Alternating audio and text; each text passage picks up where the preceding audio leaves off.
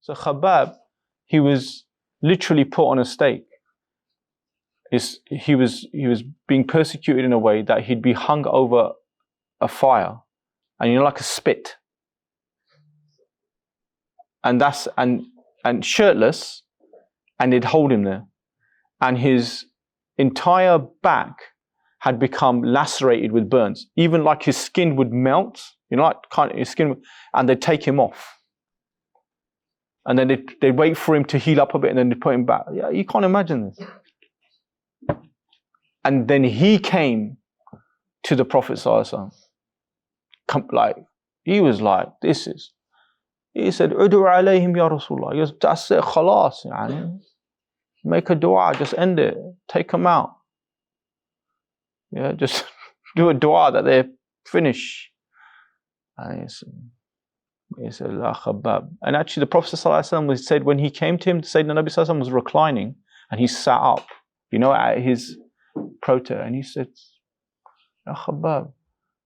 He goes, people before, they were tested with much more than this for believing in God, for their belief. There were those that were placed, a saw would be placed upon the top of their head, and they would be literally sawn in half, and they would be told that now deny the one that you believe in, right? And they didn't. Yeah. So the first thing, what did the Prophet ﷺ say to him? He said, yes, you're being tested, but there's been those that have been tested even harder, right? Which is a way of saying to him that you're in a good place in that sense. Do you follow that?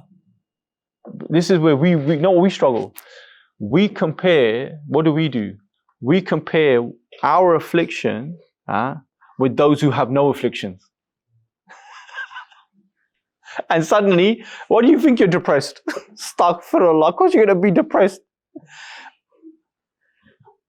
Because you're seeing everyone else has got no afflictions. And what a lie.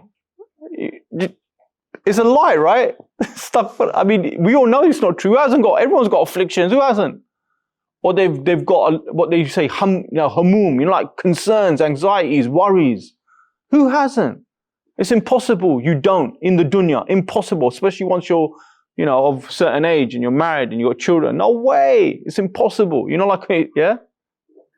So what we do, we end up trying to advise upon that as well. You understand? We try to start our advice saying to people, oh, you know what? That's just so wrong and that shouldn't happen. You're like, yeah, it is wrong and it shouldn't happen. Okay, but it is happening. How am I going to see that? And how do I how can I see my actual situation, which isn't going to change overnight like a click of fingers, but how do I start to understand it in a way that I don't feel so disempowered? You see that? And that's what Prophet first he confirmed. He said, he goes, you're going to actually see it in that you're in a better place. Then he doesn't stop there. Then he gives him full words of hope. Then he said, Ya Khabbab, because there is going to come a time where the only thing that you're going to worry about, the only thing that you'll be worried about is a wolf. You'll travel from here to Sana'a, and the only thing you're going to worry about is a wolf catching one of your sheep. Do you understand that? He's like, why are you what is he giving him now? He's giving him two things. He's giving him advice immediately how he needs to see his situation. Then he's giving him advice of what to think about what is to come. Like ahead, right? In a way of, there's things to hope in. Do you see the point? There's things to have hope in, right? Ajib.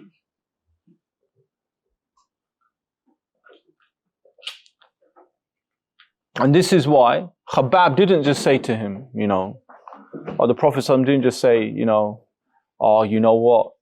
That's just so dreadful, and what can we do? He didn't just give him lines of just, willow with him, willow with him in his difficulty. That's not to say you don't empathize. He was the most empathetic. As the Prophet, the hadith is slightly weak, but it's an amazing, amazing hadith, where the man comes and he tells the Prophet, he did wa'dul banat, he buried his daughter, and he told him that story. You know, how he took his daughter to a well, and the Prophet started to cry hearing him say this. How he took his own daughter and he threw her down the well, and he said, and as she fell, she was calling to him as his savior, my father, my father. And he's just saying, like, you know, now he's like, what did I do? And the Prophet was crying listening to him say that. And the Sahaba then said to him, the Sahaba looked at the man saying, like, you know, stop, you know, and the Prophet stopped the Sahaba. He said, say it again. He said, let me hear that again.